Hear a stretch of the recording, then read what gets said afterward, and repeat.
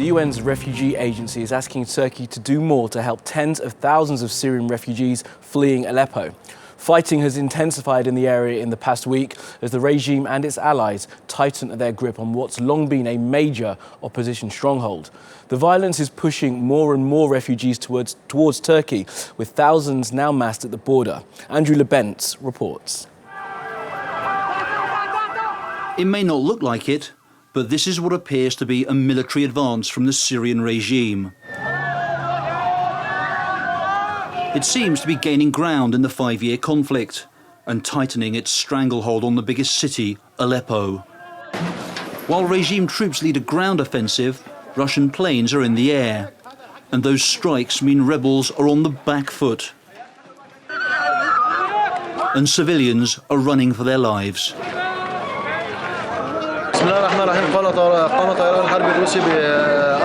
The Russian warplanes conducted 4 raids on the city.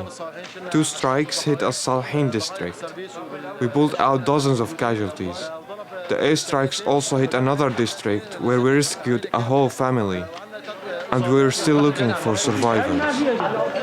Crucially, last week, regime forces cut the main supply route from the city to the Turkish border. That means the rebels have to find another way to obtain supplies. They still hold an eastern part of Aleppo, or what's left of it. This was once Syria's biggest city, home to more than 2 million people. But the war has forced most to leave. It's estimated now only 300,000 still live here.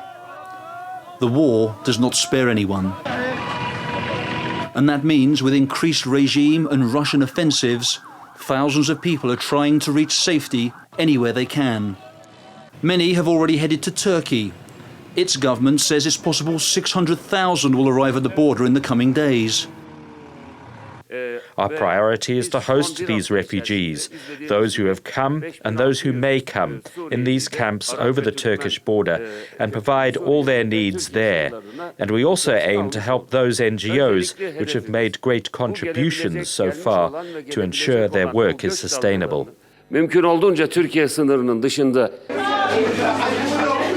battle for Aleppo could define the war, and if the regime comes out on top, it could be the beginning of the end to 5 years of conflict. Andrew Lebentz, TRT World.